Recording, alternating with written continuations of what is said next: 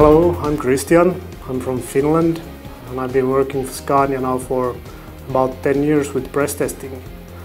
This time we are out with 450 horsepower, only SCR, and it feels very interesting. You have a very low consumption, you have very good systems with active prediction and a freewheeling retarder. And all these things together makes a very low fuel consumption. For me as a press test driver, the most important of course is the fuel consumption. So it's interesting to see how these systems are working. I sometimes try to be more economic than the system.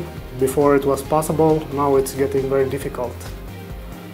So I'm really enjoying being out with this truck, using all the systems, showing it to press all over Europe. And so far everybody likes it, very nice.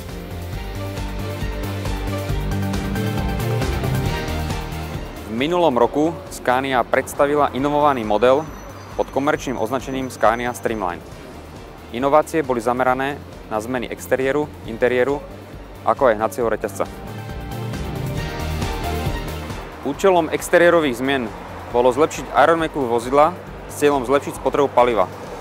Zmeny sa týkali predovšetkým nových rohových dielov, novej slnečnej aerodynamickej clony s novými pridanými svetlometmi a nového dizajnu predných reflektorov. Novinkou sú tiež nové LED zadné svietidlá.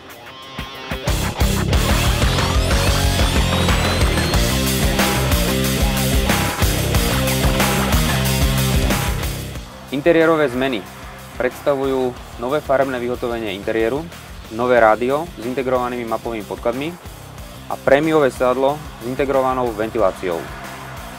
Ďalšie dva prvky, ktoré na prvý pohľad nie sú vidieť, je dvojpedálový OptiCruise, ovládanie prevodovky a systém Scania Active Prediction, na Slovensku známy ako Scania Geotempomat, ktorý v svojej práci využíva GPS podklady.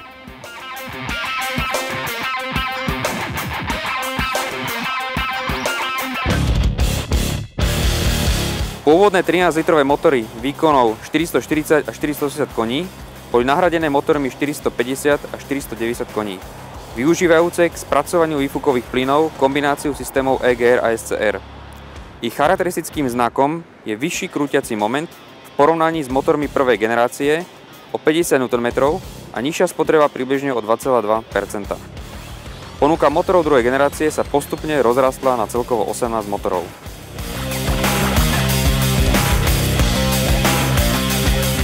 Uznanie odbornej verejnosti, ako aj popularitu u prevádzkovateľov získal úplne nový motor 410 koní Euro 6, ktorý k následnej úprave výfukových plynov využíva iba systém SCR. Vyznačuje sa veľmi nízkou spotrebou paliva, čo potvrdzujú aj nezávislé odborné testy. Motor je držiteľom ocenenia Green Truck 2014.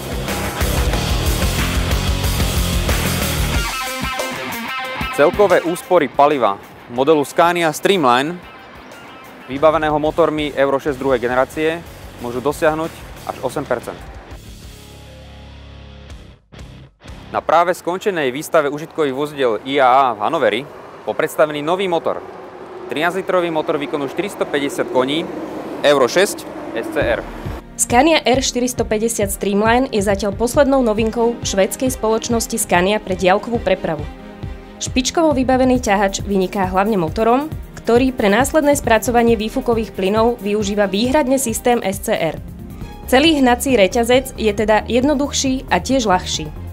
Novinka má preto všetky predpoklady k tomu, aby nadviazala na svojho spoľahlivého a hlavne veľmi úsporného predchodcu s výkonom 410 konských síl. Ďalšou novinkou v ponuke od januára 2015 je voľnobežný retardér R4100D. Je vybavený spojkou, ktorá umožňuje jeho odpojenie vtedy, keď sa nepoužíva. Znížením strát strenia sa doceľuje ďalšie zníženie spotreby paliva.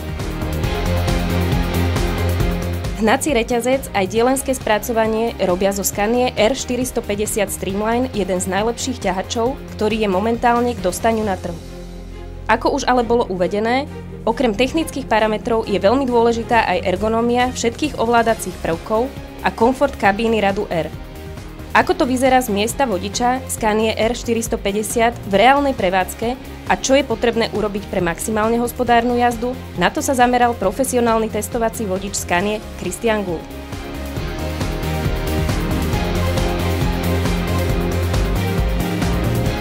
Driving the Scania today is very simple.